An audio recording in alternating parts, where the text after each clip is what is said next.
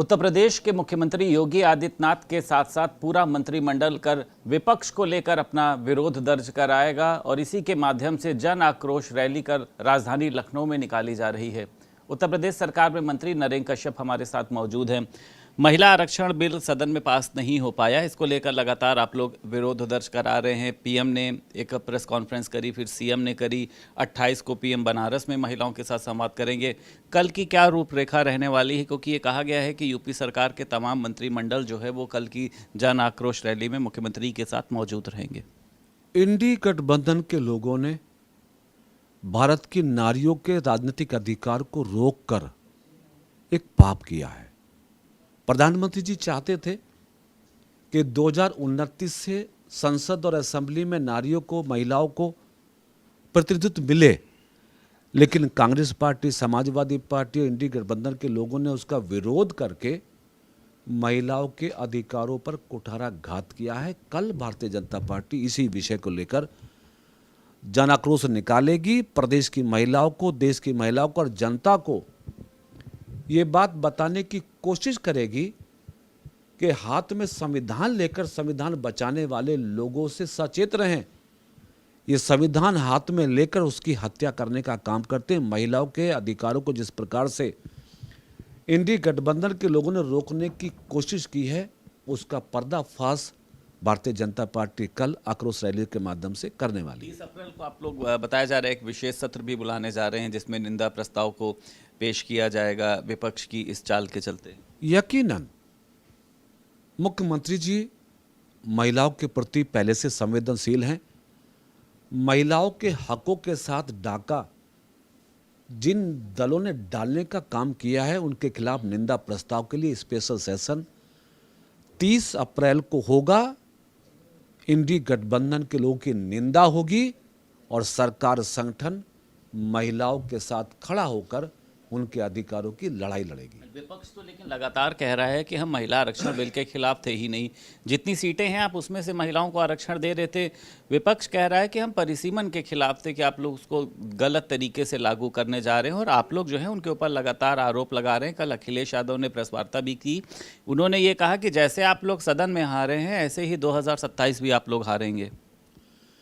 इंडी गठबंधन अब कवर कर रहा है, अपनी गलतियों को, अपने पाप को छिपाने की कोशिश कर रहा है। उनको मालूम है कि यदि भारत की नारियों को 33% रिजर्वेशन पार्लियामेंट असेंबली में देना है तो डिलिमिटेशन पे जाना होगा ना, पार्लियामेंट असेंबली की सीटों को बढ़ाना होगा ना।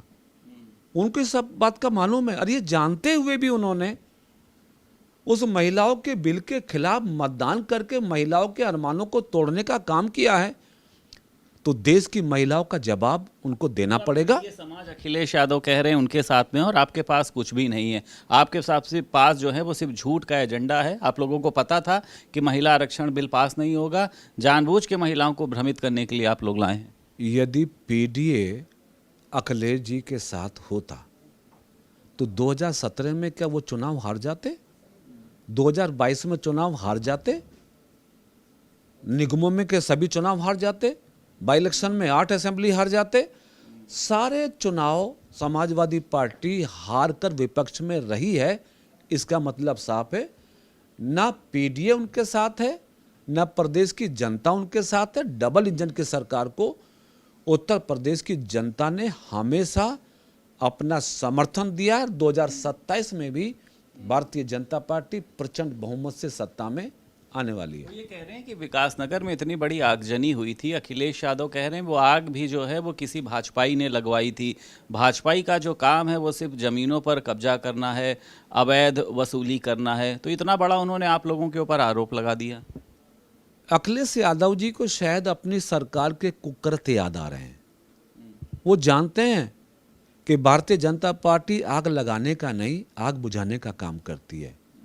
उनको ये भी जानकारी है कि भारतीय जनता पार्टी लूटने का काम नहीं, बल्कि लुटेरों को सबक सिखाने का काम करती है। तो अखिलेश यादव जी कम से कम ऐसी बातें ना बोलें जिन बातों का उत्तर प्रदेश की जनता में और भी आक्रोश पैदा हो। बस एक आखिरी सवाल है, ये किसानों को सीएम योगी ने एक बड़ी राहत दी है कि फार्मर रजिस्ट्री के बिना भी वो अपना गेहूं क्रय केंद्रों पर बेच सकेंगे। लेकिन विपक्ष ये कह रहा है कि अब चुनाव आ रहे हैं तो अब आप लोग नए नए हथकंडे जो हैं वो अपनाने जा रहे हैं। तो आपको लगता है कि योगी सरकार ने ये राहत जो दी है वो चुनाव के पहले टाइमिंग गलत है, जिसको लेकर विपक्ष सवाल उठा रहा है? प्रधानमंत्री जी और मुख्यमंत्री जी किसानों को अन्नदाता कह के संबोधित करते हैं।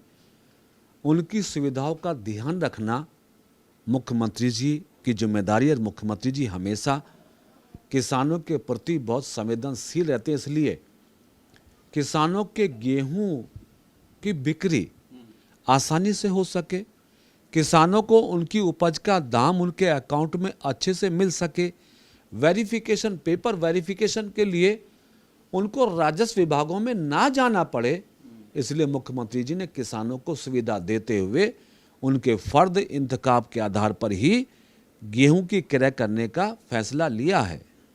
तो विपक्ष तो कह रहा है आप राजनीति कर रहे हैं। विपक्ष के पास अभी तक याद ना आई आप लोग। विपक्ष के पास कोई मुद्दा नहीं है। विपक्ष हताशा में है और आने वाले हार से बचने का रास्ता अभी से वो ढूंढ रहे हैं। बहुत शुक्रिया बात करने के लिए। उत्तर प्रदेश सरकार में मंत्री नरेंद्र कश्यप हमारे साथ मौजूद थे।